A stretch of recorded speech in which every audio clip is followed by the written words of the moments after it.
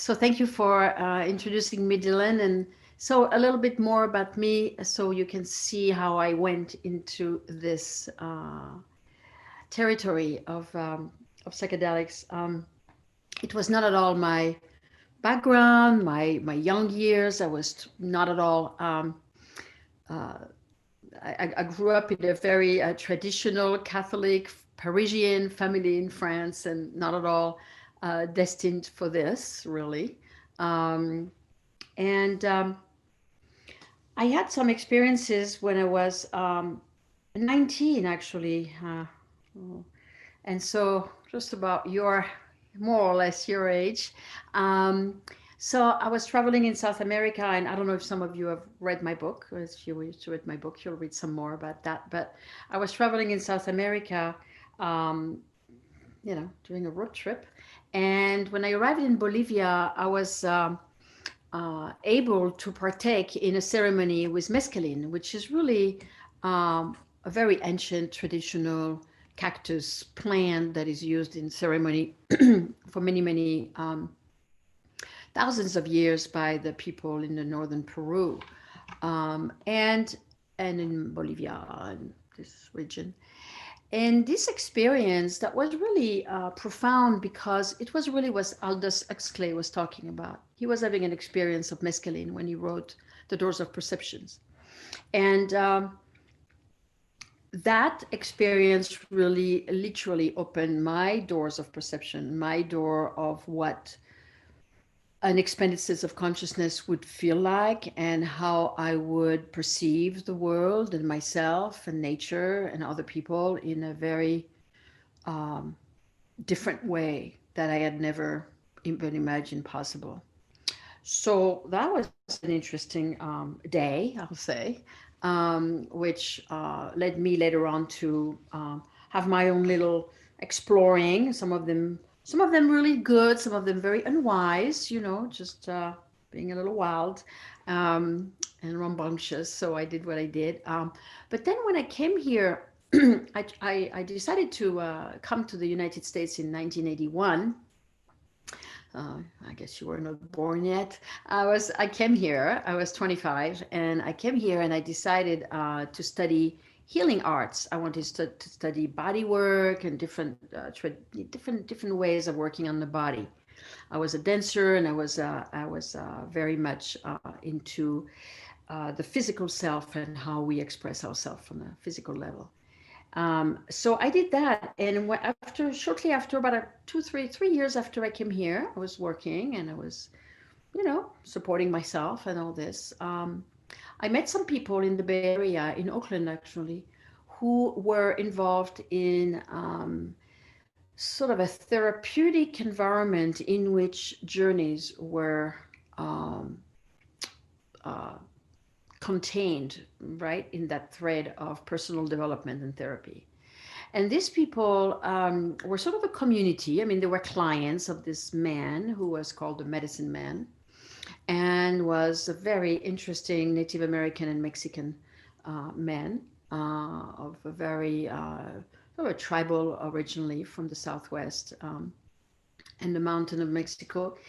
And he created this formula of therapy that would combine, very much therapy. He was a professor at San Jose State University in Jungian psychology. So he was very much educated in the art of knowledge of psychology, but he was also doing this medicine work. And it was very interesting for me to be both in a personal individual therapy and also exploring myself through those experiences. And they were including different substances like MDMA, MDA, mushrooms, LSD, ketamine. Mostly these were the substances that were used in those frameworks. And this was a very serious environment, very serious undertaking. There was therapy, there were assistance, there was safety, there was intakes, there was follow-up. It was a very productive and a very strong container of an environment. And that interested me in an amazing way. I was totally sold. I transformed myself in a way that I really needed. I had a lot of intense trauma when I was younger, and I needed healing, and I wanted to know myself better.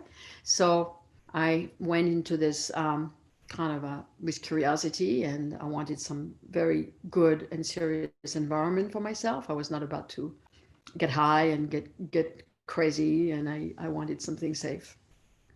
So I did this work with this person for a while. And then I decided, or he decided, I don't know who decided, that I would be asked to help in these processes, either with group or with individuals, to help him, working with women, especially who might feel more comfortable with a woman in the room.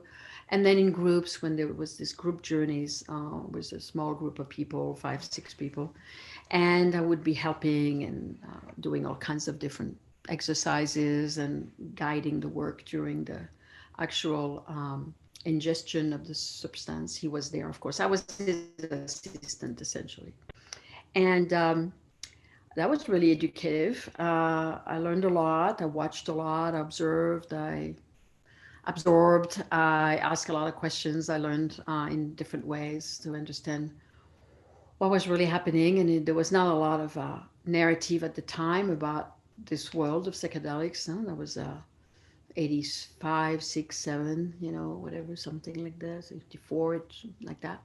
So there was not a lot of things written, and it was the war on drugs. There was a lot of danger, really. I mean, there's still danger, but there was danger there in a way that was really intense as far as consuming or even having these groups. And naively, I was not really uh, aware of the fact that I was taking a lot of risks, at the time. It was really uh, sort of naive of my part. I was just like, there was a culture, I was in there, and that was great. And then so I worked with him for some time. And slowly, I started to see people for preparation and integration and doing a lot of intakes. I would always be with him at the time of the actual substance because I was, wanting him to be there. And then at some point, I got the opportunity to go to Mexico, which was really important for me because I had worked with him. He was a man. I had studied somatic psychology with male teachers, and I was studying Hakomi with male teachers.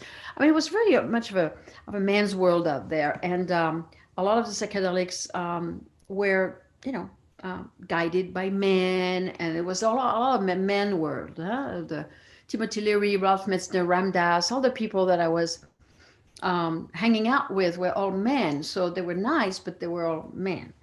And when I had the opportunity to go to Mexico and connect with this woman, not only she was a woman, but she was an indigenous woman from the Mazatec tradition of the sacred mushrooms, which have been practiced in that town, in that mountain, in that area for thousands of years. It's an unbroken lineage of very traditional usage of mushrooms.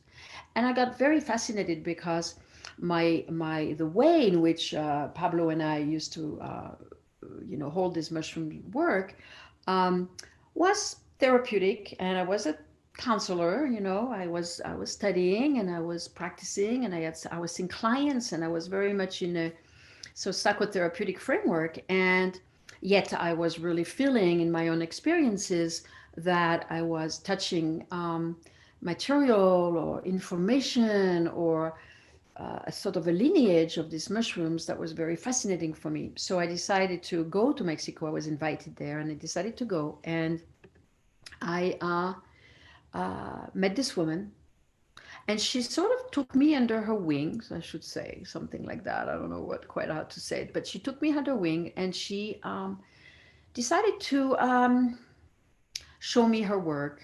So I did some work with her, and in that region of Mexico, it's legal to be visiting a woman like her and consume mushrooms. There's absolutely no illegality.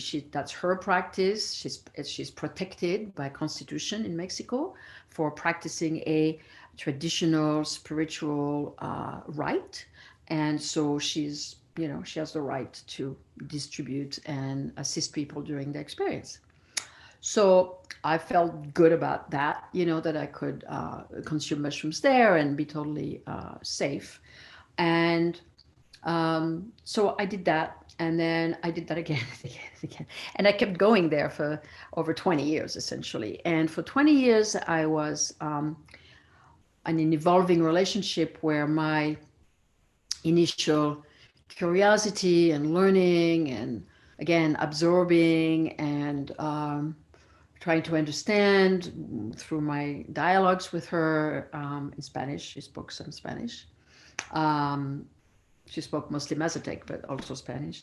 How to, what is this tradition? How to handle this medicine? What it is really all about? What is the philosophy of these people who have held this tradition for so long? And what can I learn as a person who feels a devotion or an involvement with this material, and how to best hold space, and what do I learn, and how do I do this, and so she taught me a lot. We had a lot of it was observing and receiving these experiences, and also talking. There was a lot of discussion, and her way of teaching was not at all a mental exercise where things would be explained by bullet points and ABC. It was more like discussion and storytelling and colorful images and laughter and and this one, oh, and that one, and like this very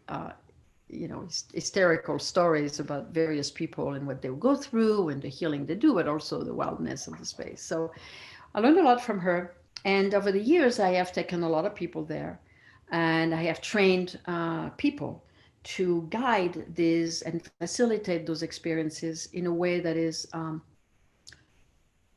thoughtful, that is safe, that is skilled, that is psychologically sound, that is medically, safe. And so I've trained people who have traveled with me to Mexico to be able to consume and to watch the work and be in the work and understand the work. So I've trained like that a lot of people who then turn around and take their own people to Mexico. Some people take their people to Jamaica. There's now that place, or to Holland, where the mushroom truffles are legal there. In Jamaica, the mushrooms are not regulated, so it's not illegal. So there are some centers there popping up. And so people have the opportunity to actually go in a place where, fairly good environment is created for this consumption. So my interest has been to look at both the Western approach of psychedelics, especially now in our day and age, where there is interest in research and the treatment of various human afflictions and mental states and emotions with psilocybin. So my interest has been to look at this research field and advise and talk to researchers, and myself, I'm a researcher now in a study, and then looking at this traditional indigenous way that is ancient and on which we should all lean on if we have interest in psychedelics, because psychedelics are not new. They are probably the oldest doctoring in the world. This is how people have turned to herbs and have turned to earth compounds, right? Different herbs and for treatments, right? Medicine was essentially an herbal treatment when it was before the science and the chemistry came in the picture, which of course was very powerful and continued to save a lot of lives. The whole field of Western science has been amazingly potent for our health and for our longevity. But in 7,000 years ago or something like this, there were people using mushrooms. There were people using seeds in Persia. There were people using, vine and ayahuasca, in South America. There were people, there are still people who are doing all this, and using iboga in South Africa, the root of the shrub there, for visionary communion with ancestors. In the old Europe, from some of us come from, the usage of herbs and mushrooms and fungi, various fungi, was practical to the midwives and the women who were wise in herbs that ended up all burned at the stake. But this was the method that they had to really heal people and help people, right? They were the first doctors, were the women wise in herbs, as they said. So this practice of sacred medicine, as we call it now, is really very old. It's really very, very ancient. You probably have heard about the carvings on the Greek vases of the rites that were practiced there, where people were collecting ergot from the rye and the wheat. That was essentially an equivalent of LSD. And they were using that in Greek time for their gathering and their collective, I don't know, party. I don't know, coming together and really having a time of being a collective in a state of altered states. Huh? So I'm saying all this because, now there is this thing about psychedelic as if it's the new thing in town, where in fact it's the oldest thing in town. It's the oldest thing in town. It's really goes back, as far as humanity have existed. Sacred medicine have existed. And then people have invented things, like LSD, like psilocybin, like MDMA, like 5-MeO-DMT. I mean, there's a lot of substances, synthetic substances. Even mescaline has been made into a synthetic crystallized mescaline. So everything has been synthesized and made into a compound that can be, used also. But I have a certain love for the natural world and for what Earth brings us. And so I tend to be a little biased, especially with my love of mushrooms. So let me see. The other thing about psychedelics, I mean, I'm not trying to convince anyone to do anything here, but I'm just saying, in societies where they were practiced, right, in ancient traditional setup, psychedelics or sacred medicine, sacred compounds, were considered a rite of passage. They were considered a thing that people would do to grow up, right? To go from adolescence to adulthood, or maybe childhood to adolescence, actually. Now we considered being an adult later, but, in more ancient societies, like a bar mitzvah, right? It's at 13, right? That's when you become a man, essentially. So at that time, in a lot of societies, there were the practice of sacred medicine in order to transition between a child state to an adult state. And so these practices were normal. Now, we don't all have to do that at 13. That's not what I mean. But what I mean is that we've lost a lot of our rites of passages in our modern society. And there's very little now. I mean, beside the bar mitzvah, I think,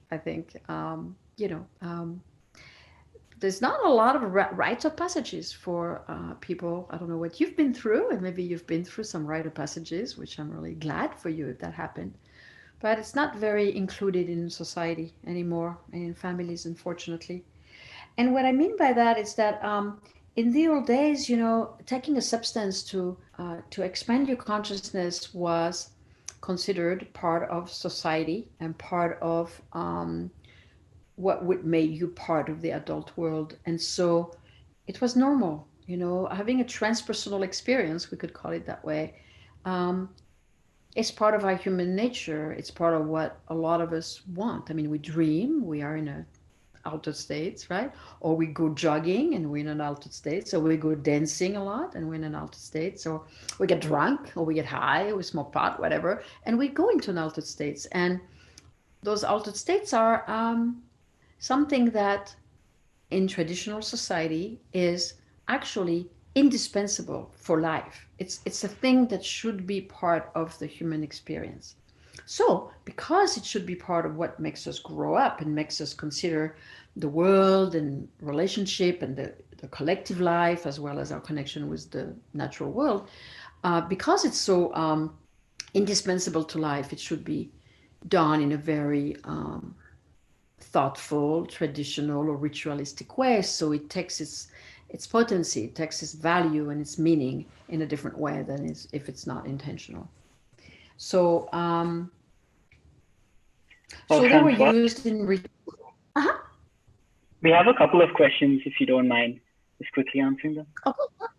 Okay, sure. So the first question from Annabelle is, are there any specific differences between synthesized psychedelics and natural ones? Well, there is. There is. So, first of all, I'm not a scientist, so that would be a question for David Presti, I think. If you have David talking with you, I think he will be more likely to answer.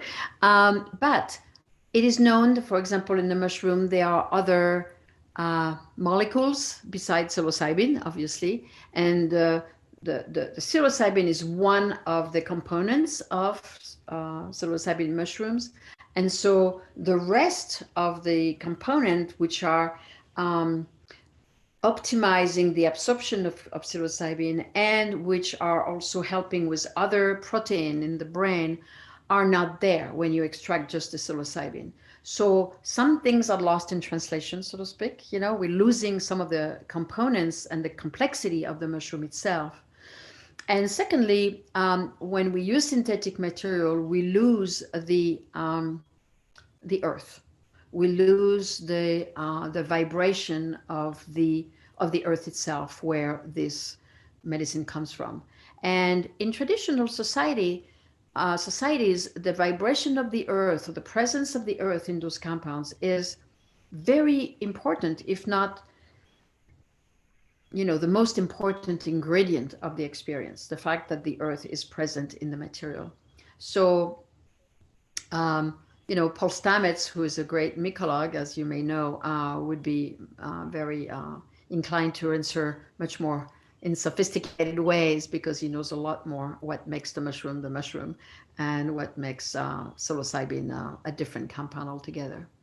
But I think we lose some of this energetic of the earth, and yeah.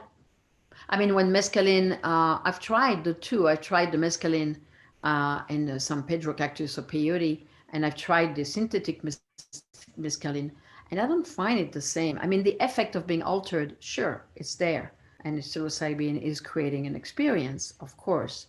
But there's a lot, for me, that I can feel that this is disconnected from the ground in which it grows. Yeah, thank you. And the second question is from Sarah, and I think it's a really good question, so I'm just going to read it word to word. Okay. So with people praising psychedelics as the new thing and you knowing the truth, how do you or others make sure to keep the narrative honest? And also, how do you make sure the communities you're learning from get compensated for their teachings and resources? Thank you for this. I was going to get to it later, but I got to it earlier. It's a very big topic, and as psychedelics are getting mainstreamed more and more, right? And even commodified, we can say. There are companies that are now, commodifying or processing psilocybin and making medication or treatments, which is valid, of course, and I'm totally supportive of how people can heal with this. Thank God we kind of legitimize that now, and there's less stigma than before. But a lot of what's getting diluted also is the fact that a lot of money is being made, and very little goes back to the traditional people who, like my friends, have held this for so long. So this is a situation. I'm being a big mouth about it as I speak to people and to investors and to CEOs, or into people starting companies when they want to hear me, which they generally do actually. I tell them, well, what is your policy of reciprocity? Is this in your value? Is this in the written statement of your company? do you actually give back, and to whom and how much? And I think it's a powerful discourse to have, reciprocity. Otherwise, it's appropriation, and it's stealing, and it's monetizing on a tradition, which is really sad. Um, the people in Mexico whom I interface with, I tell them about that, and I ask them how they feel about that. And it's interesting. They say, "Well, nothing new." What they say is nothing new. This has been the case since the Spaniards arrived in on this land. They've taken and didn't give back much of anything, really. So it's 500 years of that, of colonies, colonization. So they're not very surprised by how people from a more modern world, or supposedly more modern world, or more civilized, supposedly, are behaving towards them, and the indigenous people, who have such a delicate intelligence, and a amazing read of illness and wellness, and amazing connection with the land, a system of collective life that is really, not always an example, but also something to learn from. Um, we have more to learn from them that they have to learn from us. I mean, we think, oh, they're going to modernize, they're going to be better. But essentially, when I go there, I feel I'm learning more from them than they're learning from me. They don't have much to learn from me besides how to use a computer.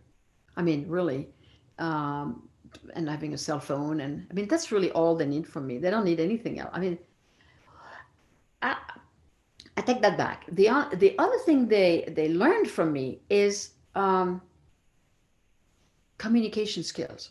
So, so the Mexican indigenous people, in all their intelligence and how much I admire them in a lot of things that I draw from them, learn from them, respect them for, they are very, they don't have a lot of technology or sophistication into their communication of their emotions and their understanding of psychology, because that's not part of what their mindset is wired about. And they don't have a lot of words and narrative around emotions and wounding and problems. So they said they have problems, but they don't even know how to talk about it.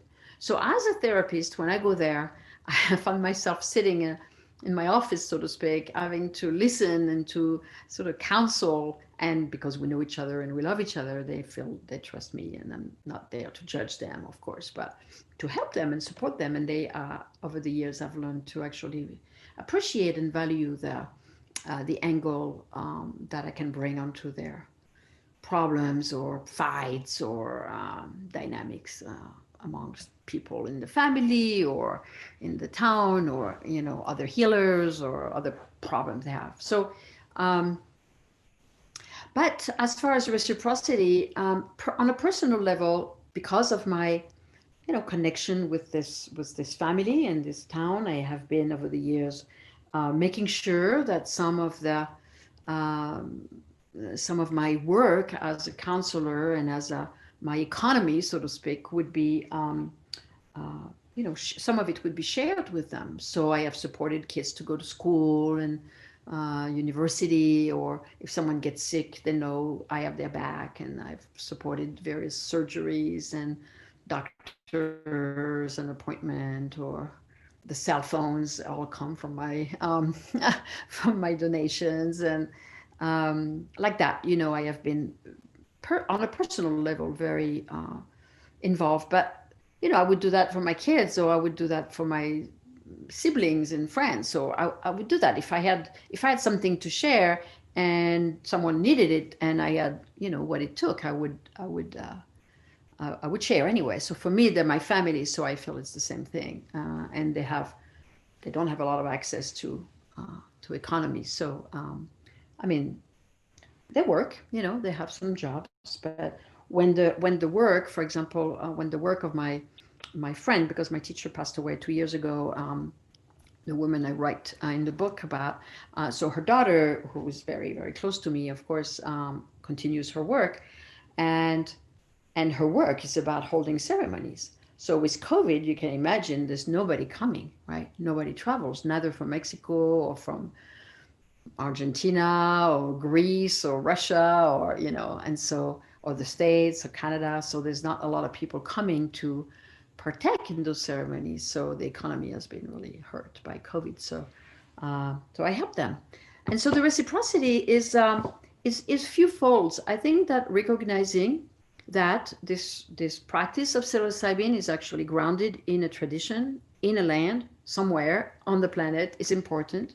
To name it, to be grateful and to name the gratitude that we have, um, to ask permission for practicing those rituals or using that medicine is an important piece, um, and to have a giveaway, right? To have a giveaway. What do we give to them? How do we support them to preserve their tradition, to teach the children who wants to learn? But being a healer is not guaranteed that you're gonna have a support your family. I mean, right? If you're a school teacher, you will support your family. If you're a baker, you might have a little store and support your family. But if you are a ceremony person, it's complicated. So I think that it would be great to actually create a place where the people who want to do that work, who want to carry that tradition, are supported, empowered, and taught by the traditional people. Of course, I'm not going to be teaching them anything. And they would learn and they would preserve the tradition forward. There is a guy, in South America who did that. There's a man who did exactly that. He created an institute. He was doing ayahuasca in South America. And he thought that the tradition of the ayahuasqueros and the people who knew all the herbal remedies there was getting lost.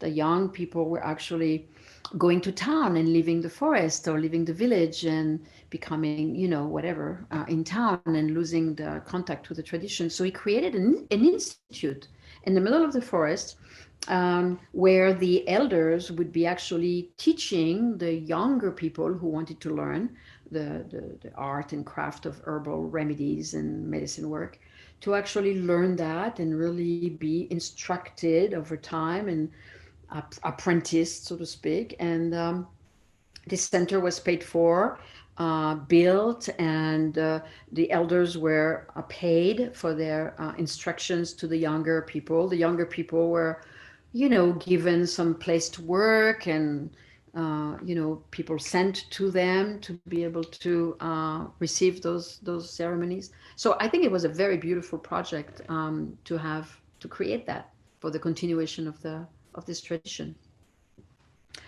So reciprocity is a big thing, and it's interesting because more recently, actually, I've been asked, because people know that I'm kind of the point person between this field of psilocybin and the Mazatec region in Mexico. I'm not the only one, but I don't know who else actually, but I'm sure there's other people who go there. I'm not saying I'm the only one, but so people ask me now. People ask me, what can we do? How do we give back? How do we organize? Can we pull some money together? Can we do something for them? How do we give back? So, there's a kind of a movement coalescing here, which I'm really glad. And it's not on me per se, but necessarily, but I'm all for empowering a team, to take on that project of organizing, the best way to be reciprocal with these people and what they want, what they value, what they need, what they want. It's not for me to impose something on them. I don't know what they wish for, but we're in discussion now. I'm in the middle of calling my friends in Mexico and talking about that, actually. So my work, I want to talk a little bit. Is there more questions? Oh la la, 12. Oof. Anybody else? You tell me if you want me to talk about Paul Stamets. Yeah, Paul is great. Yeah, I Any think que- we're good on questions for now. okay. Okay, Everybody, great. yeah, everyone keep typing your questions and raising hands and Okay. Okay, you tell me when and if there's anything I should address, huh? Okay, great. Um, in my own in my own I don't know, in my own take on all this, I have been feeling that well, here's the background. So I was, I am, but I was a very, very good friend with Ralph Metzner. So Ralph Metzner, you may know of him, maybe no. He was one of the three guys with Timothy Leary and Ram Dass to do the research in the 60s in Harvard, and then continued on to be a very wonderful uh, pioneer in the field of psychedelics and um, academic professor at CIS. He was the dean of student for the dean of the faculty dean for 20 years at CIS. Very interesting man. And I met him in 85, and we were friends up until he died last year. So that's a long time. And we did a lot of work together. I was, of course, assisting him in his various circles that he used to do. And because he knew we were good assistants and we could do this well. And Ralph was saying that as a therapist, because he was a very good psychotherapist actually, beside being a really explorer in the field of psychedelics, he was a very good psychotherapist.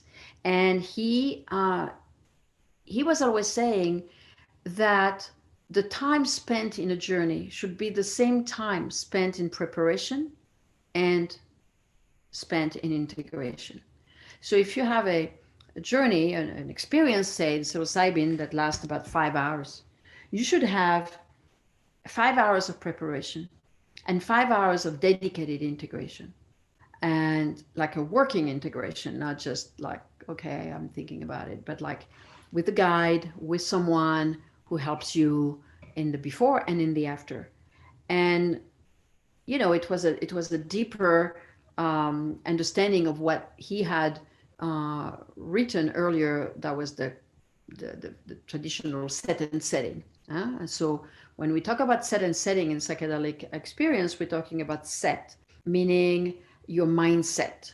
What do you want? How are you feeling? What's your intention? That's the set. And then the setting is, where are you doing the journey? What are you going to ingest? How long is that going to be? Who's going to be there? Is it going to be quiet? Is it going to be a group? Is it going to be music? Is it going to be nature? Is it going to be what? Right? That's the setting.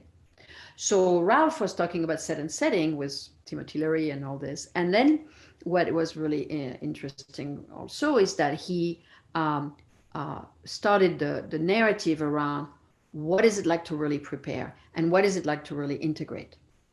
And so, as Ralph was a teacher of ours, of mine for sure, I took that at heart. Meaning, how do I prepare people for such an experience?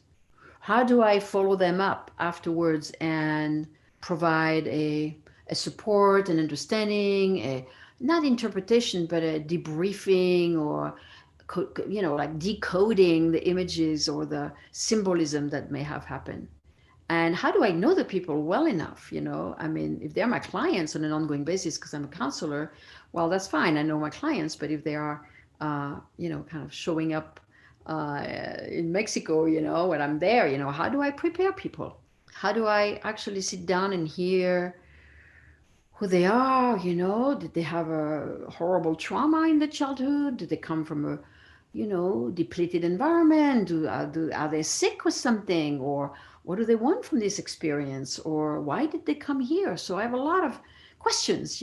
Preparation is a lot of questions and reflections. So a lot of my interest has been to really develop a system of preparation and a system of integration, because the integration phase after an experience is equally important. Meaning, what happened? What happened? Why is this experience pertinent to the intention that we had prior to it? how does this answer our questions? How is that indicating the healing that we need, or the vision that we want, or the direction that we're asking, or the guiding that we wish for? So understanding an experience can be obvious, or it can be very obscure and complex. And so a skilled guide, someone who's been there many times and understands the language or of the medicine that's being used and the territory that's explored, can help. Now, I'm not going to be in anybody's head, and I cannot forecast or foresee or interpret what's going on in someone's subconscious. I wouldn't have that arrogance or that ambition, but I can help decipher the meaning of an experience for someone, because I've done that for many years, and it's kind of a language for me. It's like a book I read, right? And so this piece of integration and supporting the person after the experience is a very important part of the experience. I've noticed, when I was younger, when I was your age, I was curious. What am I going to see? How is that? What is it like? I wanted to kind of try and see okay, so if I take that, then what do I feel? How do I, there was a sense of discovery and genuine curiosity, which is great. Finding the bigger place in ourselves and the bigger picture in a safe environment, with a lot of safety, can be really beautiful. But as a therapist, what changed is that I didn't see people who were just curious of going somewhere and trying a substance. I got people in my office who were not well.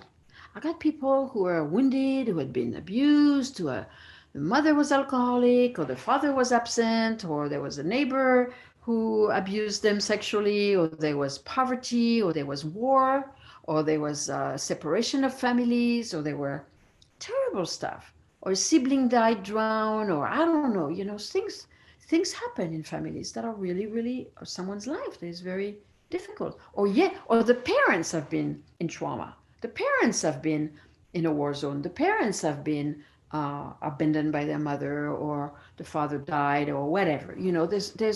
There's a lot of stories in someone's life. I'm sure you have a lot of stories too. You or your parents or your grandparents, right? There's stories. We all have stories. And people come to my office with stories and saying, how do I resolve this? How do I stop my anxiety? How do I sleep at night? How do I feel less depressed? How do I create a relationship? How do I pursue a career? How do I focus on my work, on my study? People have come up to me because I'm a therapist with a certain level of pain, right? Pain, burden, anxiety, questions, unhappiness. So for me, I've seen that this work with psychedelics is a powerful force for healing. And that's what's happening right now in the research, right? There's a really powerful direction for what do we do with those substances? How do we actually use them, as I said earlier, for doctoring, for medicating, for helping people in great state of suffering. So, MDMAs will be legal in probably a couple of years, and there will be clinics to treat the people from the army, or people who've been victim of attacks or rapes or mugging, and people will be treated and they will not be having PTSD anymore. This is a very powerful modality to have the recovery of healing in a society where people are really suffering and committing suicide. It's not nice. It's not a supportive society. So that we have this medication, this medicine that can become medication, is very powerful. I was talking recently with Rosalind Watts, who is a psychologist who was in charge of the study in Imperial College of London on psilocybin for depression. And she said it was amazing how the results were very, very powerful for the people who had been crippled by depression, and how they felt so much better.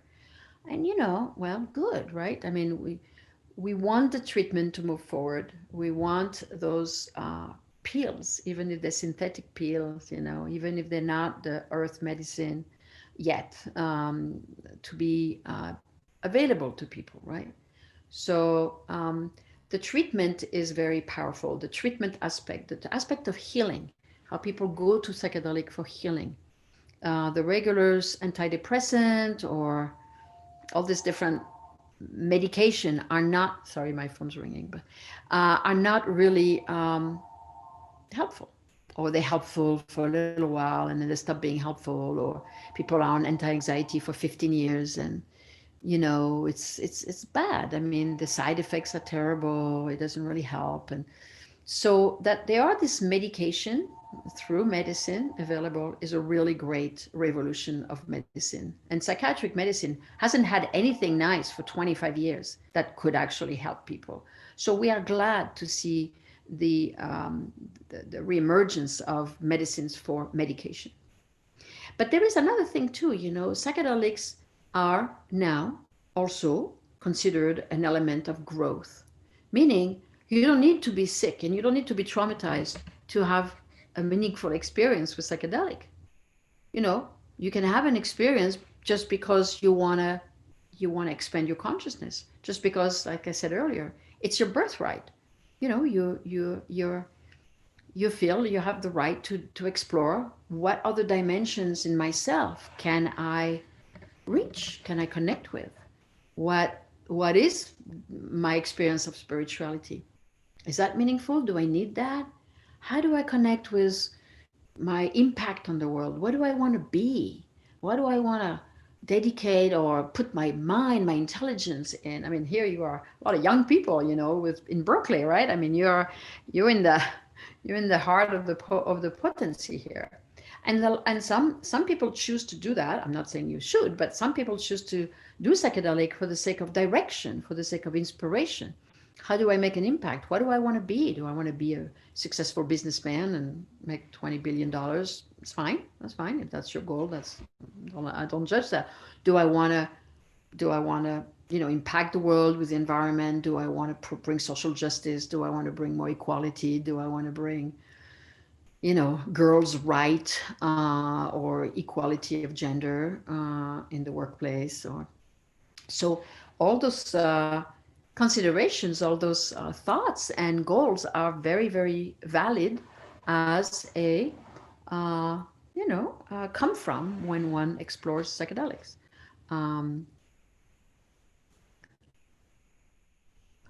And psychedelics are explored individually, and they're explored in groups, and they're explored for spiritual inspiration, for, again, ecological resonance with the natural world, for collective weaving and inspiration, feeling a oneness with everything. That's a really beautiful purpose for psychedelics, for sure.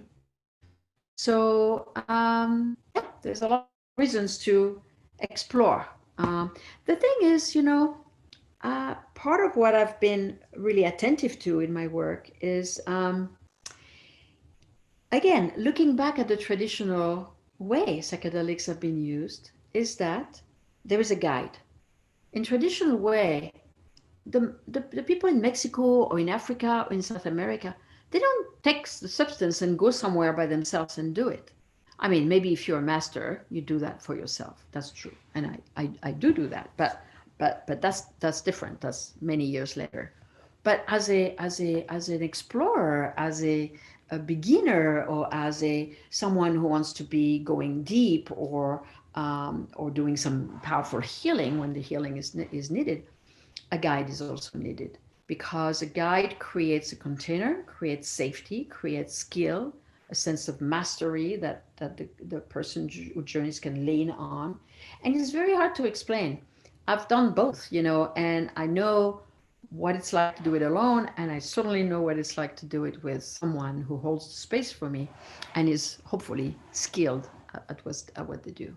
I mean, people at Burning Man go and do psychedelics, and they have a sober person, just like, the designated driver, the designated seater or something. And someone is, able to kind of watch the safety of people, and if someone gets sick or if someone gets scared or too sad, or also there's a certain collective that can be beneficial in surrounding a person with care, right? But in traditional society, these explorations are held by an elder or a wise person or expert person, a master, we call them, right?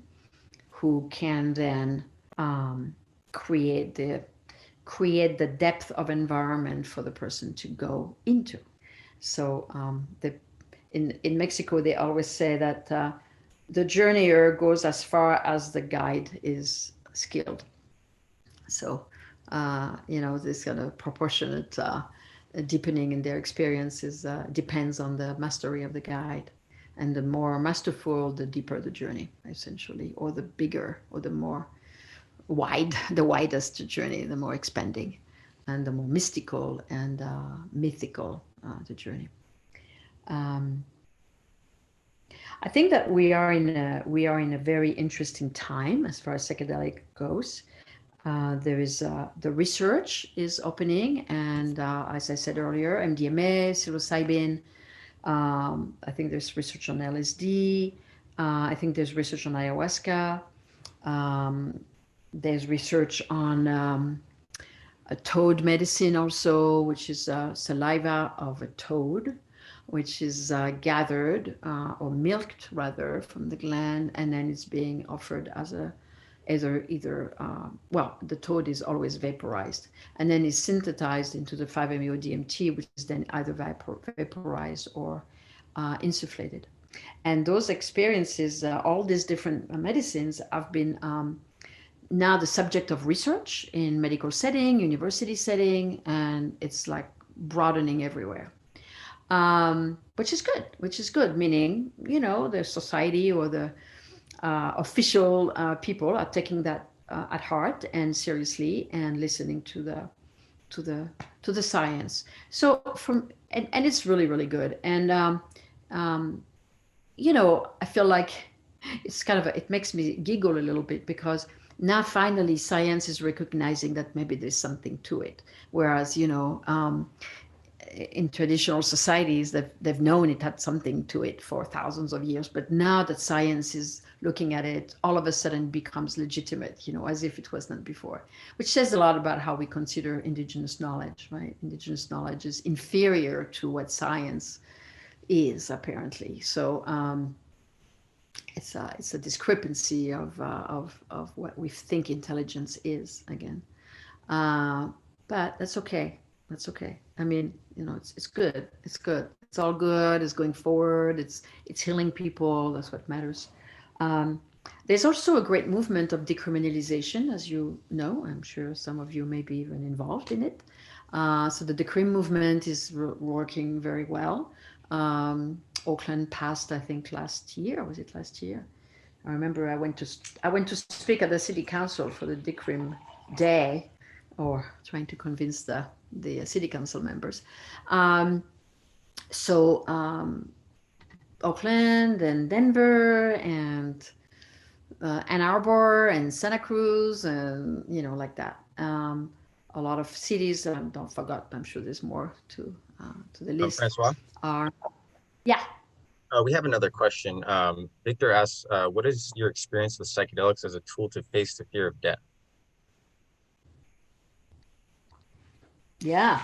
Well, my teacher Pablo used to say, we're taking psychedelic as a rehearsal. It's a rehearsal. We're just practicing dying. So when we die, we'll be less scared. That was the thing for him. And I think he's right. I think it's true. And in my community, people who have done psychedelics in a deep way, who have died, have told me that they were not scared anymore. Like they were looking forward to die. Like they were actually like excited about the other side, because essentially they had been there, right? And some of them died of Lou Gehrig's disease or cancer, and young, youngish, like 40 or 30 something. I mean, they were not old people. And they had done psychedelics in a very deep way in our groups, and they were feeling pretty, yeah, pretty mellow about it. I think that the idea of dying in a psychedelic is a very important one. We call it the ego death, right? And so psychedelics, some psychedelics, not all psychedelics, but the psychedelics that are like ayahuasca, like mushroom, like LSD, like 5-MeO, everything having to do with DMT, tryptamine, are dissolving the construct of our ego. Now, we can call it an ego death, or we can call it an ego melting, right? Or thawing. So depending how far we go, we can create less contraction around our identification with who we are, what we are, our name, our family, where we're from, where we belong to, this kind of construct, right? I mean, it's a beautiful construct or not, but it's a construct. And then when we lose this identity, then we start to open up to other state of being or state of a state of essence that is not about who we are in our bodies and what we think and where we belong to. And we start to dissipate all these frameworks and start to be one with the rest of the world, the rest of what exists, or spirit, or eternity, and we lose our self to become one with everything. And that's ego death. So yeah, the death of the ego is an important part of psychedelic initiation. I'm not saying it's for everyone. You have to be really careful. To lose your ego, you have to have one. If people decide to lose their ego before the ego is constructed, it can be a very dangerous proposition with psychosis and a fall into madness, which is disturbing and debilitating and damaging to your brain, to your sense of self, to your personal construct. So it's an important it's an important factor to consider, to really have a strong ego to dissolve it. Not strong meaning like contracted, but to have a good solid sense of yourself before you're going to explore the other side of the ego, right? So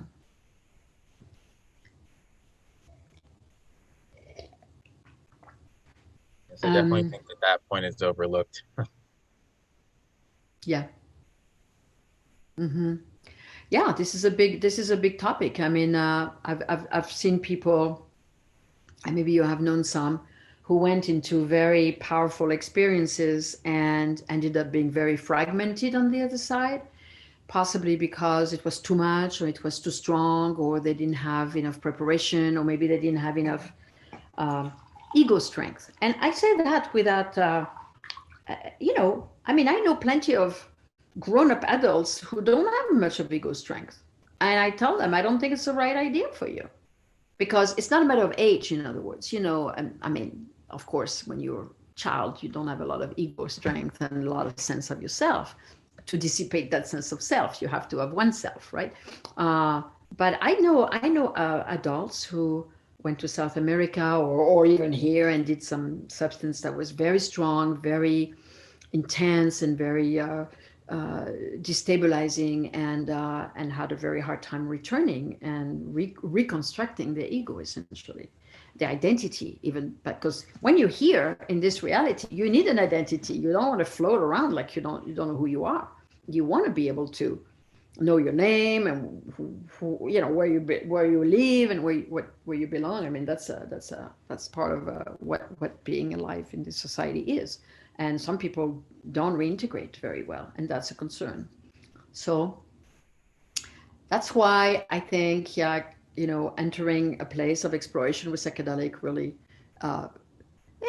it's a good idea to have someone to kind of screen you and get a sense of who you are, and then sort of again, like an elder, like give you a green light and said, oh, I think yeah, I think you're good. I think you can get something good out of it. Or, I think you're kind of fragile. I think there's some stuff in the place here what you be better to take a look at, or talk to someone first, create some support around this before you're going to dive in.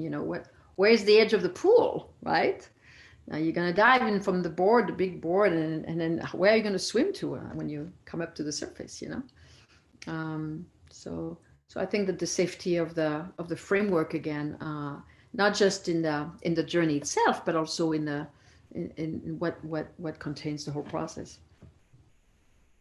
So to go back to my theme, and then I'll take more questions, of course. Is the theme of what's going on right now. So there's the decream, there is a research, and there's the process of the companies that are creating these products. And then there's a process of legalization, right? I mean, some of you may know about Oregon, right? Oregon is in the process of possibly legalizing the facilitation of mushrooms. I'm on the board of advisor there to work with the team in creating the criteria that will be what will need to be followed by training facilities. So what are the criteria of a good training for facilitators? So people will go into service centers and being able to receive an experience with the right kind of people trained by certain criteria of expertise. So we are working on that. And that's a very interesting proposition because that's really be the first time there would be an environment in which people could access experiences safely with skilled practitioner, with good preparation and good integration, and that would be mushrooms. That wouldn't be psilocybin. So it's not the research, but it's not, going all the way to Mexico or going to some retreat where you don't necessarily know how people have been trained. So that's an interesting development, and we are hoping that could be a sort of a pilot state or something to make an example for possibly other development of usage that would be, that would be sound. I mean, Paul Stamets is on the board, and Robin Carhart-Harris from London is on the board, and myself. And so it's a really good team with scientists and Paul Stamets, of course, and me as far as training goes. And so we are really trying to cook something really good and serious and steady and accessible. And part of this other thing is also is the accessibility. So psychedelics, are known for being the medicine of the white rich people. It's very unfortunate, and I'm not saying it's a matter of color, but it's really has. It's seriously not very diverse and not very inclusive or something.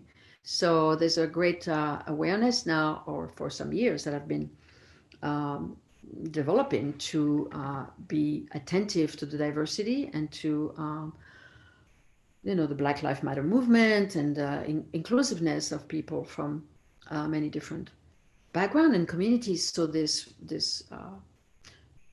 potentiality of what psychedelic can bring in healing and collective healing and awareness, and can be touching various community and not just select community, which is not the point here. Psychedelics, after all, have a lot of teachings for us around unity and togetherness and solidarity, and we are all one and we're together in this, and we have one planet and one population, so we might as well get going together. So the mentality of psychedelic is really about getting a deeper sense of being together in this in this life and on this planet. So it's very important to walk the talk, and really apply all this opening and discovery of psychedelics into equal access and equal opportunity for everyone to have access to it. So I'm involved in some different discussion and dialogue about that, because it's important to me, to make sure everybody can get it. So.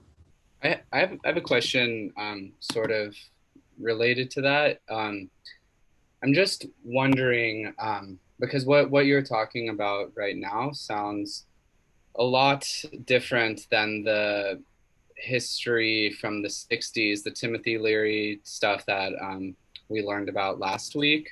So I'm wondering, I mean, because what you're talking about sounds super great, and like what kind of issues would anybody have with this? So I'm wondering what are the kind of, what sort of pushback and challenges is this whole shift facing? Well, there's a few challenges. In fact, we're in the middle of a challenge. One challenge is that um, there's a challenge or a tension, I should say, between the decriminalization movement and everything else. The decrim movement, which I totally support, like I said, I was the first one to, I mean, not the first one, but I was very eager to help with that. The decrim movement says everybody has to have access to plant medicine. It's the decriminalized nature. So you're supposed to have access to whatever grows from nature as a right, as a civil right. You know, you have access to what grows in this planet. Nobody can forbid you. So that's decriminalized nature. And the people from that movement are, disturbed, and I understand, and I agree from their point, are disturbed by the construct that is put around the usage of medicine, maybe the Oregon Initiative with service centers and trained facilitators and licensing, right? And the research that basically creates a monopoly, right? Creates a monopoly around a certain thing and a certain process, and it's very controlled and it's very medicalized and it's very sterilized, or it's not, you grow your mushroom, you go with some friends in the woods, you eat your mushrooms, and nobody tells you anything. This is very different, right? So there is a tension within the movement around the different facets, right? I mean, maybe medical research at Johns Hopkins may be concerned about the decrim. Actually, actually there are discussions between the Oregon Initiative and the researchers of the different organization and university, because they're concerned about something going wrong, in these service centers. So the pushback also, a lot of the pushback that is happening right now is that a lot of people dealing with traditional usage of psychedelics are pushing back against the companies that are commodifying psilocybin to make a pill and to make millions of dollars on the back of people's illness, essentially. So there's a tension between these two aspects of you have the people from the Amazon or from Mexico who are essentially starving, and then you have the companies that are commodifying and investing, and there are conferences now that are specialized in investing in psychedelics, and with high business, with millions of dollars, billions of dollars invested in psychedelics and how to make money on psychedelics, to create product, to create treatments. I was approached by a guy who, don't laugh, but it's serious, wants to do injectable psilocybin. Can you imagine? Injectable psilocybin for the treatment of depression at a dosage where people would not have a psychotropic experience. So in other words, the message is, how can we dispense psilocybin without the effect, but for the treatment, which from a medical perspective is very valid. But can you imagine how far it is from the hills of Mexico? I mean, this is like, well, where you go in the meadow and you pick your mushrooms in the morning, before noon, and then you put them in banana leaves and you bring them to the ceremony room and you put your flowers and your candles. And I mean, it's a totally different world. And somewhat they exist at the same time, those companies. I mean, this guy was asking me, how do I do that?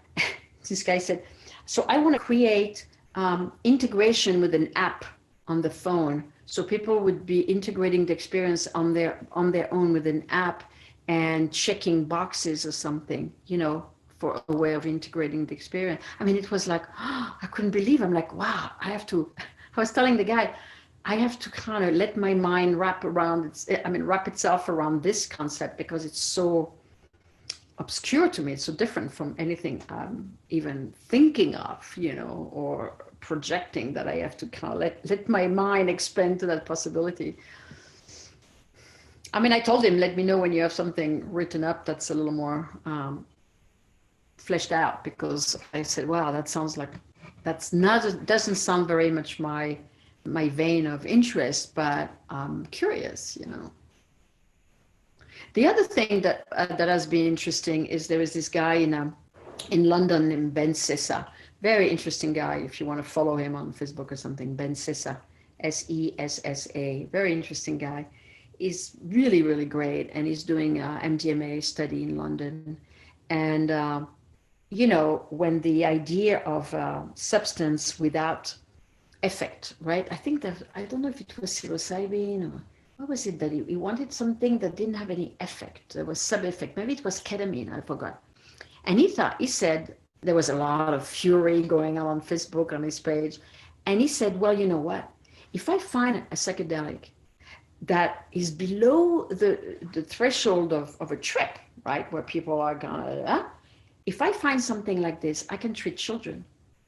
And there are children of alcoholic families with extreme wounding of attachment and safety and security and sense of themselves, and they're anxious and they're suicidal, and they're children. And if we can treat these children with these medicines that is not the chemistry that they're usually given, which doesn't do anything, I want that. I mean, I want a psychedelic that doesn't have psychedelics to treat the children. I mean, and everybody kind of stopped accumulating the outrage that a psychedelic would be stripped of its trip, right? Because Ben had said, well, if I can treat the children, I want that. Everybody was like, well, yeah, we get that. So the thing is, there is a great field of research. There's a great, fabulous field of development, and what's possible and what's crazy and what's,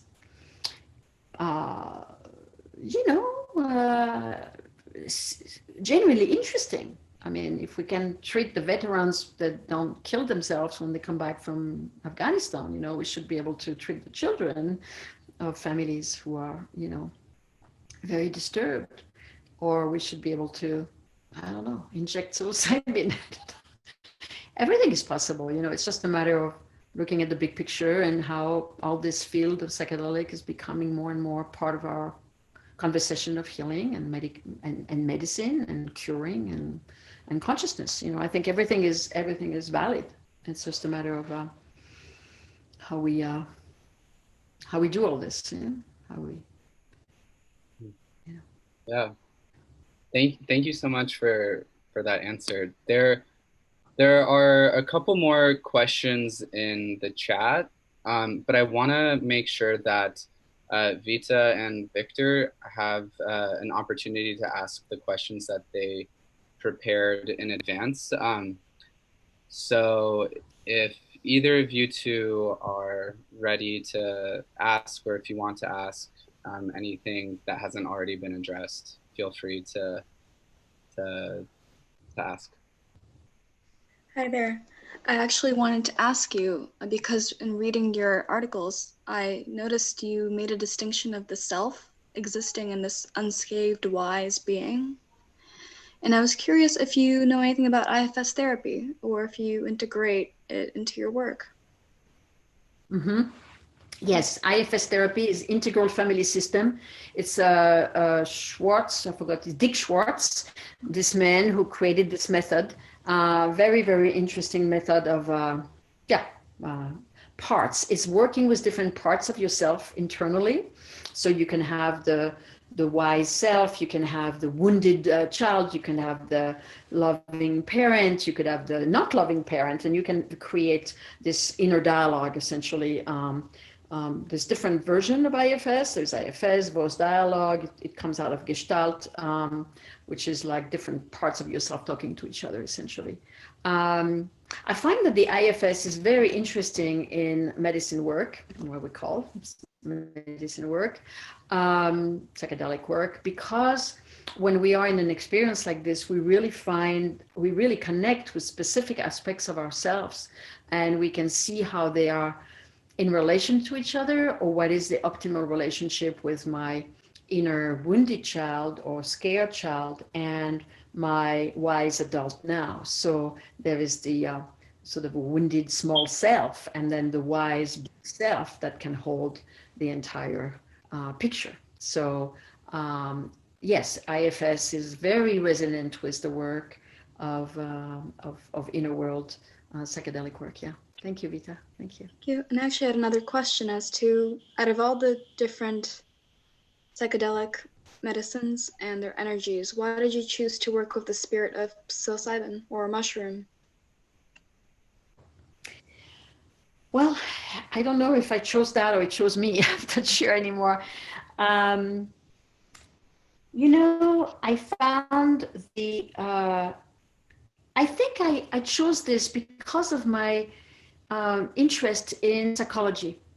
I think that the mycelial intelligence of the mushroom is more coherent with the IFS, with connecting the different parts of ourselves and creating a communication network between different aspects of ourselves, both in age and in woundedness or wisdom, and in parts of ourselves, right? And, our body and our spirit, our emotion, our collective life, everything gets related, and our oneness with aspects of nature.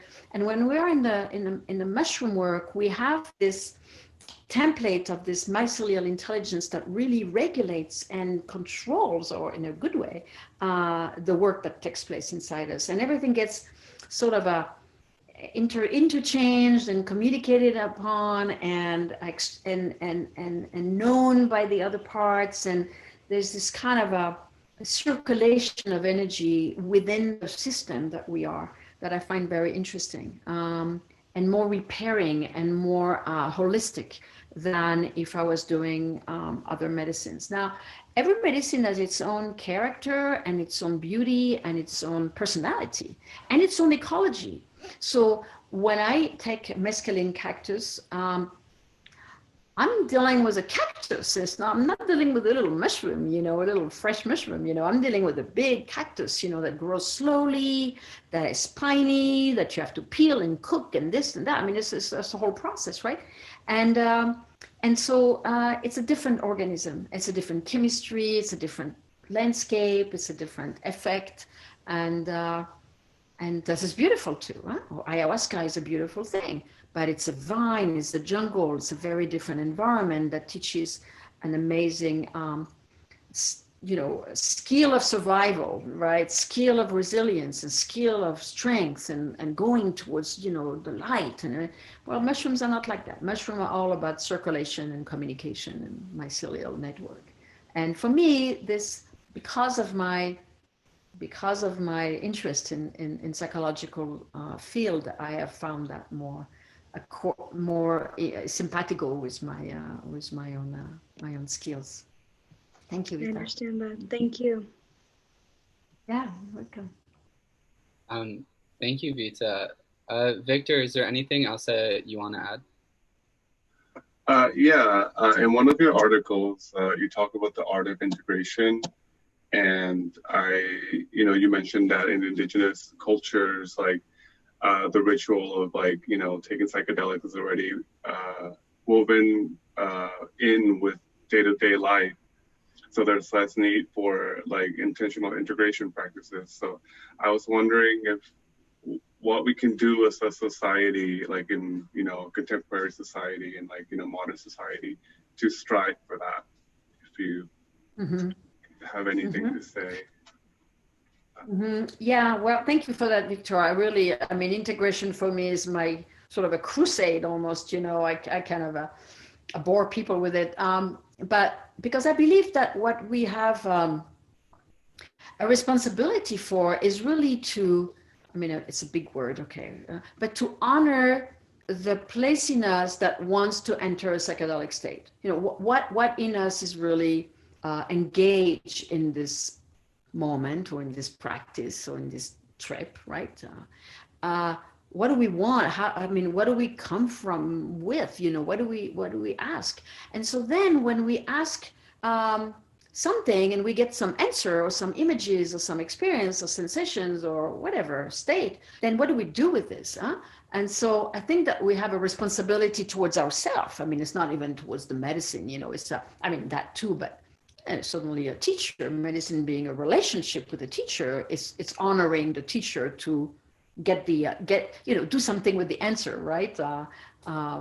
Just like you're in school and you're learning something, and if you do something with what you learn, you're honoring, you're learning, you're honoring yourself, and you're honoring your teacher, right? You feel like you learned well, and that's kind of a nice thing to do. And so you want to honor the medicine and you want to honor yourself. So in the Mexican tradition, what I've observed is that what they do after a mushroom experience there is like, well, they'll stay home for 2 days and not touch garbage. They will not wash dishes, or the person who journeys, other people will, but the person who does something, they're very kind of concentrated on their experience, and they don't distract themselves with touching things that have to be thrown away, right? And they don't wash for a day because they have to stay within their process. You don't want to wash away whatever the mushroom is doing with you. So they believe that the mushroom works with you for another day or two. And I mean, you wash yourself after a day, but you're supposed to really stay within your juice, so to speak. You're still in the process, and they don't want you to kind of wash it away. And you're supposed to wash it to pay attention to your dreams, and they want you to eat certain foods, or maybe if you're in the process of having a lot of stuff churning, they'll send you to what they call a sweat lodge, like a sauna kind of thing with herbs and sweating, to kind of extract more of this extraction or purification process. They give you some teas to drink, they give you a massage, they give you, they send you to a place to pray and put offering to the land, or they say, you should go to the caves or to the waterfalls or to the river. There's certain places with certain powers. So they have this integration like this, right? That they do. And for us, we do different things. So we go into a trip with a question, I want to understand what my direction of life is, right? And then we receive a journey in which, we are shown the state of the planet, or we are shown our ancestors, or we are shown something. And then with a guide that helps you figure out, well, what is this answer about? Why is this answer connected with your intention? Then you find ways to understand what you went through, connect the dots between your experience and your intention, and then notice, which is very interesting, notice what's going on in your life after your experience. Because in Mexico, they talk about that experience not as a trip. They talk about this as a transformation.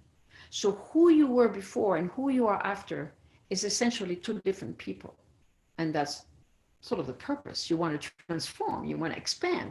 And once you expand your consciousness, you cannot put the genie back in the box. You cannot unsee what you have seen. You cannot, forget what you have gone through. It's impossible, right? I mean, if you connect with your parents suffering in their childhood, you cannot forget that. You cannot erase that in your memory. It's a given. It's a revelation, right? That's what it's called, revelation. And so it's a vision that is imprinted in your psyche. And now you are not the same person as before. You lost your naivety. Now you have an understanding of what your parents went through, right?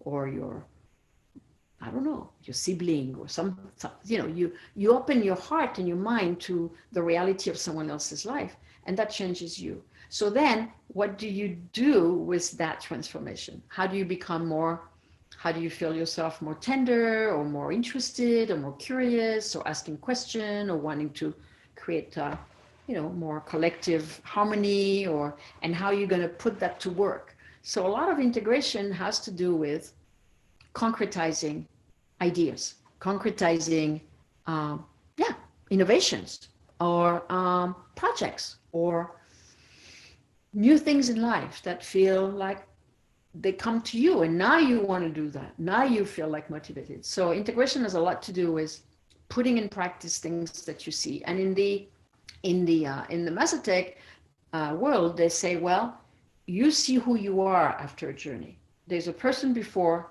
and there's a person after. And the person after is who runs the show now. It's not the old person. So to create that transition, that adaptation to this new self takes a little time. And you have to observe what is taking place in yourself.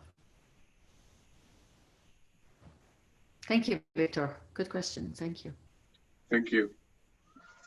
Yeah, Victor, thank you. So now we're gonna, oh man, it's already 5:43. We're gonna transition to the rest of the chat questions. There are a bunch in here. So. Well, I'm seeing a lot of stuff about the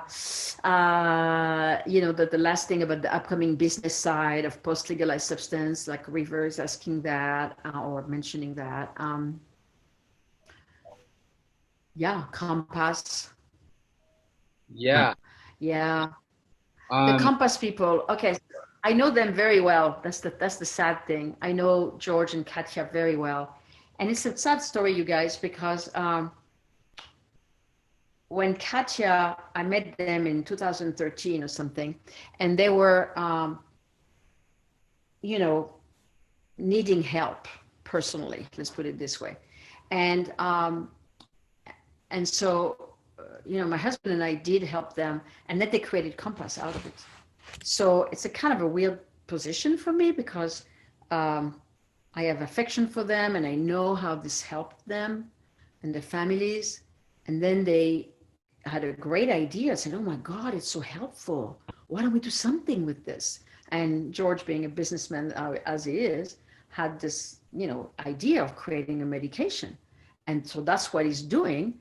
Now, he's been trying to lay out patents, like 26 patents, and only one of them remained because USONA fought them, and the people at USONA fought them which is another nonprofit organization in the United States which produces and supervises FDA research with psilocybin. I like them. I mean, they're good people. They want to try to make this accessible to the researchers, in other words. So I think it's really valid. Even though it's synthetic, but it's valid. And so Compass lost could not own 25 of the 26 patents, which is sort of a good joke, I mean, not it's kind of symbolically a kind of just moment. And then they got bought by Atai. So they got bought by Atai, who is a Christian, this big German guy who wants to basically monopoly on psychedelics now. It is a sad story, and we shall see. We shall see. They're not the only one. I am glad that in the United States, USONA exists as a nonprofit because that provides a source, a pool of medicine that is accessible to all the researchers, which then can disseminate a lot of activity in many different areas. I mean, there's a team in DC.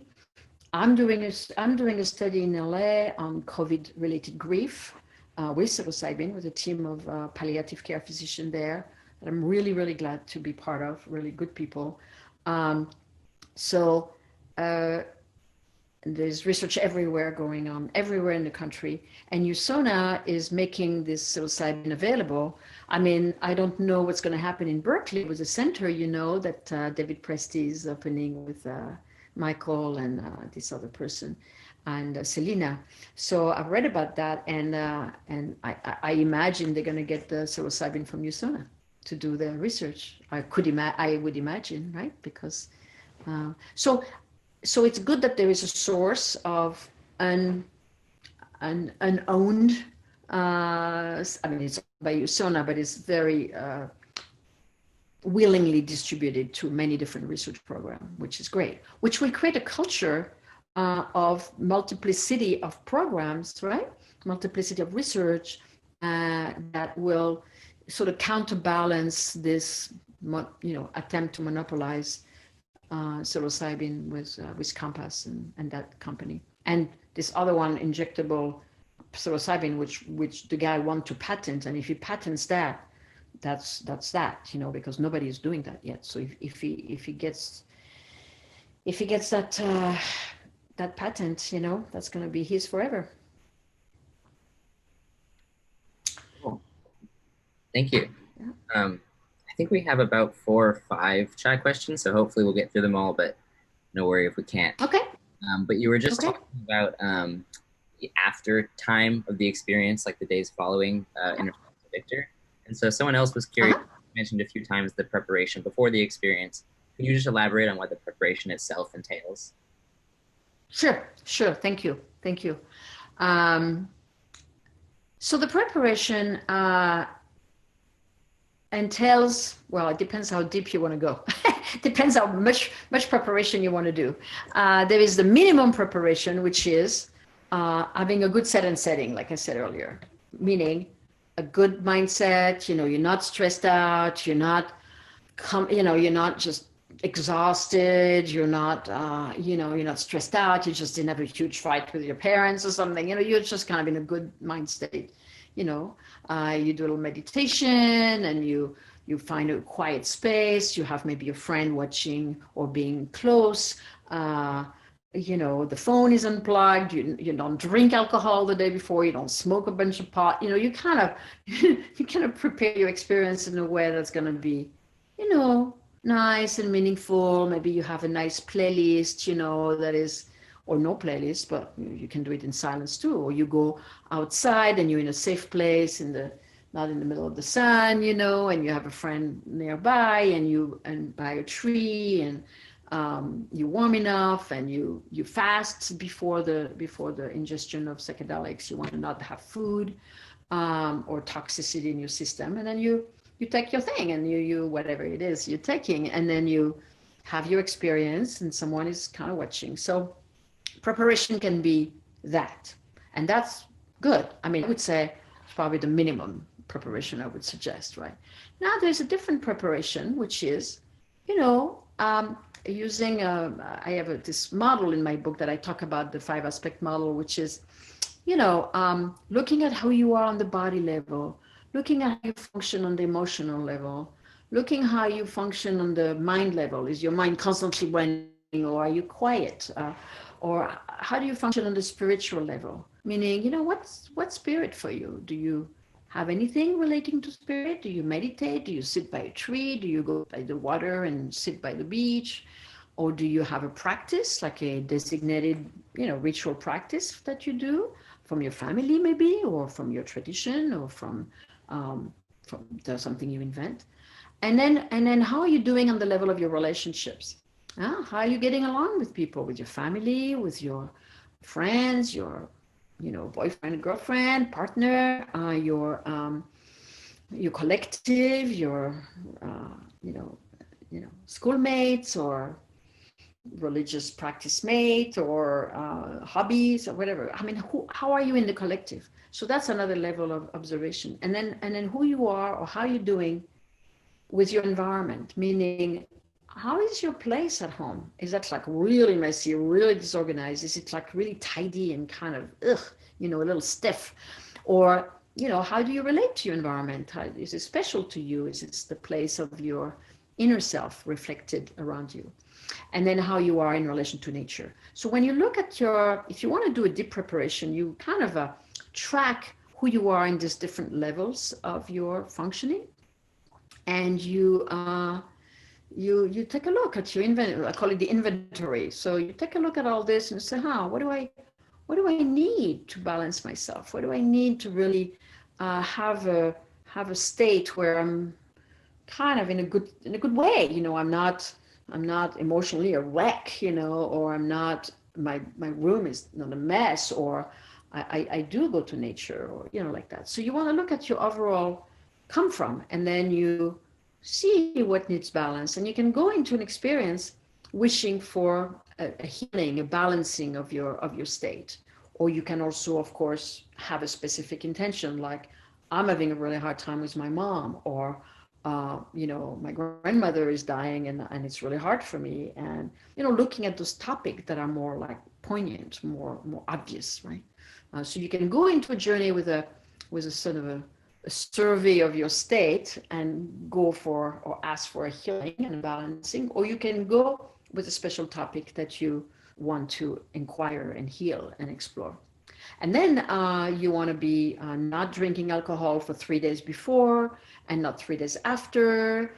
And you want to really bookend the experience in a way that is creating a nice baseline for the journey. So you're not, you know, you don't have a hangover when you if you want to take mushroom or LSD or something. You know, you don't want to go in there kind of half there. You want to go in a solid foundation, and then be kind of able to ride and the experience.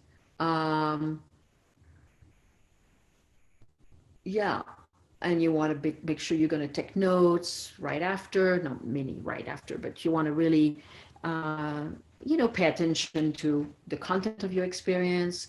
Maybe you want to do a little altar, a little, you know, you want to put your little card with your intention, and maybe a little, you know, a place where you feel this is my anchor. This is my, maybe you put some flowers or some stones you gathered on a walk, or some leaves or flowers. You know, like any kind of spiritual tradition has an altar, right? I mean, if you're Buddhist or Catholic or Muslim, Jewish, you know, there's a place, right, with a certain you know, objects. So you want to create a little something that's your place, your anchor for the trip. And then again, some musics, and it's best to do a journey generally. I mean, if you want to go into a deeper dive, you want to do indoor at night. You want to do at night, kind of internal, uh, you know, going inward. If you do something lighter that you want to connect with nature, then you do something much lighter, you know, that you can see nature and you can commune with nature, and then that's the might be the purpose of your experience. It depends if you want to go inward, or if you want to actually commune with people or places. Huh? That has a bit of a different angle. Wow, thank you. I mean, I gotta say, a lot of what you're saying about preparation feels very reminiscent of what Yom Kippur is all about for me, at least in my Jewish tradition. So that's it's cool. Reflecting, right? Reflecting on who you are, reflecting on who you are. What do you have to atone for? What do you have to, you know, reflect on? What do you feel, you know, is yeah, absolutely, absolutely. Yeah. Well, unfortunately, we only have 5 minutes left, and there's still several more questions. Uh-huh. But Okay. I think we can get to maybe one more. So there's a question about diversity, inclusion, and safety. There's a question about microdosing. There's a question um, about integration being separated from sexual relations. I mean, do any of those stick out as a final question that you'd like to address? Mm. Say that again briefly. So There one about wasn't it. Mhm. oh, there's one Go about microdosing, one about um, inclusion, diversity, and access, and then one about um, uh, being isolated for the integration process and not engaging in sexual relations. Yes. Well, here's the thing about sexuality that I want to talk about, because I think that's an interesting thing. There are some people that I respect greatly who feel that an experience with mushroom or LSD or MDMA can really open up the field of authenticity, and a field of liberation, and a space of being really free and more inhibited and more healed in a way when some blockage have happened. And that's sexual interaction soon after the journey might be really an integration place, right? A place of really seeing how this healing can actually feel in a sexual encounter that is, of course, safe and, you know, nice and consensual and everything. So, you know, it depends on the intention. If the intention is to heal a sexual wounding, and that on the other end of it, there is an opportunity to interface with a partner that in a healing, sensual, and consensual way, I think there is a benefit to that.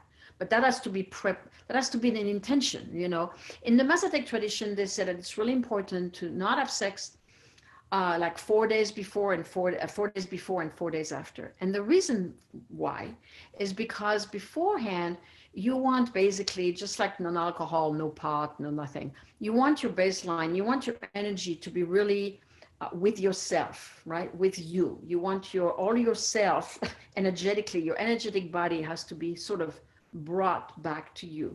And that's an important factor. And then after the journey, when you've been really, right after the trip, when you've expanded, you want to have time to return to you again, because the journey starts here, it expands you and it returns you like this. And you want that dilation and return to yourself to be on your own, with your own energetic body, your own history, your own interfacing with people. So you don't, the Mazatecs say, you don't want to absorb someone else's stuff. And you would, if you're interfacing sexually with someone, you could actually, in your very porous self, absorb a story or a trauma or a disturbance from someone else. So energetically, it's very important to stay in your energetic field. I knew a person who took mushroom not that long ago, and she was a woman, you know, in her 50s, I think, and she went home and she had really an amazing encounter with her husband, and they hadn't been, you know, sexual for a while, and she felt so in connection with herself and so in a very healthy way that she wanted to share that, and it was actually extremely transformative for them. So, you know, it's all it depends how it's intentional. Yeah. Awesome. Wow. Thank you so much for both answering that question and everything else. I'm seeing that it's 6 o'clock. So we are at our time. But Noah just sent the attendance form into the Zoom chat, I see. Thank you for doing that, Noah. But yeah, man, I wish we had more time because this has been really, really awesome. But we have to wrap up now. Well, thank you for having me. It's great. I mean, I know you guys have a really good program. Other wonderful people coming up.